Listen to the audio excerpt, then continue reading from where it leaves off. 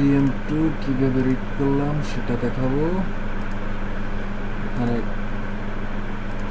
সার্ভিসে গিয়ে লাস্ট যে রুটটা আছে এটা ধরাবো, এরপরে এখান থেকে ফ্ল্যাশে যাব, রিডে ক্লিক করব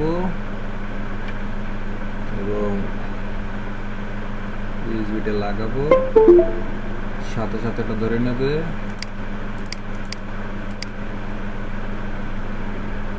বুট ডান আসছে, ফাইলটা ডেস্কটপে সেভ করবো, ডেস্কটপ দেওয়াই আছে, সেভ করলাম। এই ফাইলটা থেকে সিপিইউ চেঞ্জ করলে, এই ফাইলটা রাইট করলে 100% রান করবে, যে কোনো সমস্যার জন্য এটা 100% টেস্টেড ফাইল।